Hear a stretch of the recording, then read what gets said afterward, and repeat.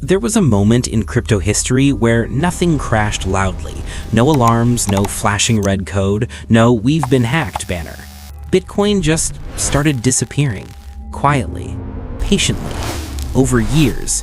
Not because of the market, not because the technology failed, but because someone built a system on the assumption that it's probably fine. And here's the unsettling part. If you trust an exchange today, you're still trusting that same assumption. Rewind to the early 2010s.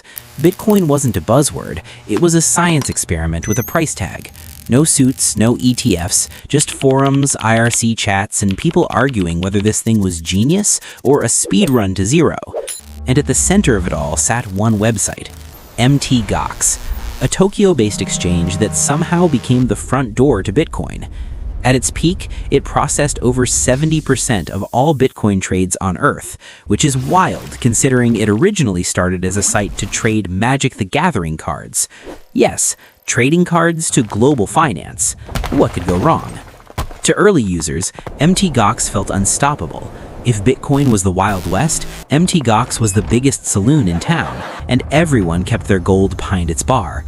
Most people thought the risk was Bitcoin itself. They were watching the wrong thing.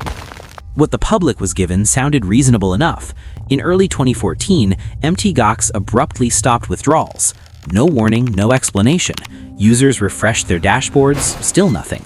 Then the website went offline entirely. A few days later, the admission surfaced. A staggering amount of Bitcoin was missing. The story settled almost instantly. MTGOX had been hacked. Bitcoin had a flaw. The exchange never really had a chance. The blame centered on a bug called transaction malleability, a technical quirk that allowed transaction IDs to be altered, supposedly letting attackers confuse MTGOX's accounting system and withdraw funds twice. It sounded technical, it sounded complex, and most importantly, it sounded final. But the explanation was almost too clean. That flaw wasn't new. Bitcoin developers had discussed it publicly for years. Other exchanges knew about it. They adjusted, they adapted, they survived. MTGOX didn't. Instead, it lost an amount so massive, it rattled the entire market. Prices plunged, confidence collapsed, and suddenly, Bitcoin itself was put on trial. So if this was just a clever exploit, why did it only annihilate the exchange everyone trusted the most? There's one detail that doesn't sit right. This wasn't a sudden breach. Bitcoin didn't vanish in a flash. It leaked out slowly, right under everyone's nose. And for a long time, no one connected the dots. The real problem wasn't some shadowy elite hacker group. It was how MTGOX kept score. Inside the exchange, user balances were tracked using transaction IDs, a shortcut built on one dangerous assumption, that every transaction ID was permanent, fixed, and unique. But Bitcoin doesn't behave that way. Transaction IDs can change without changing the transaction itself. Same Bitcoin, same destination, different ID. MTGOX's system couldn't tell the difference. So when a withdrawal went out and came back with a different ID, the exchange marked it as failed, even though the Bitcoin had already left the wallet. From the system's point of view, nothing happened. From the blockchain's point of view, the money was gone, which created a perfect loophole. Withdraw once, get marked as failed. Withdraw again, repeat. No alerts, no balance reconciliation, no internal alarms screaming that the vault was empty. It was like a bank obsessively checking receipts while never once opening the safe. And here's the truly brutal part. This didn't start in 2014. Evidence suggests Bitcoin had been bleeding out for years.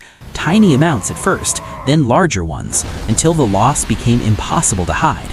MTGOX wasn't stormed. It was slowly hollowed out by its own blind spots. And every day it went unnoticed, the damage multiplied.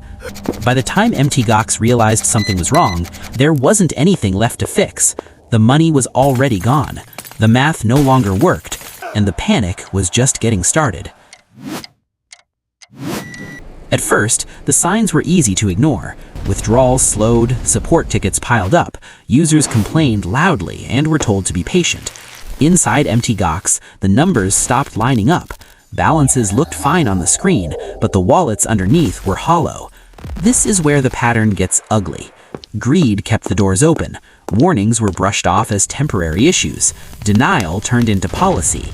Meanwhile, Bitcoin's price surged, which made the whole harder to see and easier to lie about. Then reality hit all at once. Withdrawals froze completely, trading halted, and the truth leaked out faster than the Bitcoin ever did.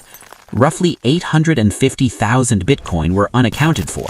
Customers weren't just traders anymore, they were creditors. The market reacted exactly how you'd expect. Panic selling, headlines screaming that Bitcoin was dead, again. But the most controversial part? The blockchain never broke. Only the exchange did. A single company's internal failure cascaded into a global confidence collapse, proving that decentralization doesn't protect you if your trust is centralized. It all crystallized in a small courtroom in Tokyo. Cameras clicked as Mt. Gox's CEO stepped forward and bowed, the kind of apology meant to close a chapter. Then the number landed.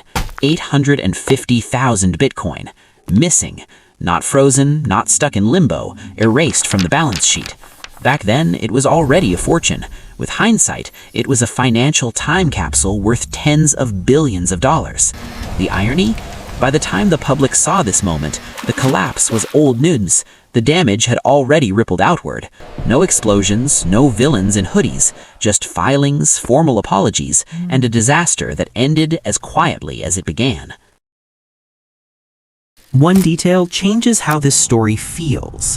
2014 wasn't the ending, it was just the moment everyone finally noticed. The consequences kept moving forward, and some of them are landing right now. Long after the headlines faded, the damage kept compounding. For years, Mt. Gox users were stuck in limbo. Lawsuits, court filings, endless delays. Some waited so long they forgot their passwords. Others stopped checking entirely. And then something ironic happened. Bitcoin recovered, then exploded. Those lost coins, once written off as a historical tragedy, became life-changing sums on paper. Early users didn't just lose money, they lost time, they lost opportunity, they lost the upside of believing early without control. But the impact stretched beyond Mt. Gox customers. The collapse burned a permanent scar into crypto culture. Not your keys, not your coins stopped being a slogan and became survival advice. Exchanges hardened, cold storage went mainstream, trust became conditional. Yet here's the harsh truth. Centralized platforms didn't disappear, they just got bigger. Smoother interfaces, better marketing, the same structural risk hidden behind better UX. Mt. Gox wasn't a freak accident, it was a warning the industry keeps rephrasing. This story was never really about Bitcoin, it was about where people chose to place their trust. The real danger wasn't volatility or code, it was the moment responsibility got handed over to a black box that no one questioned. Convenience felt safe, until it wasn't. Mt. Gox was just the first time the industry learned this lesson in public. The pattern didn't disappear, it evolved. Different platforms, cleaner interfaces, same risk quietly waiting. Because in finance, the next collapse rarely looks new, it just arrives wearing better design. If you enjoyed this video, hit like and subscribe for more cool stuff they don't teach you at school.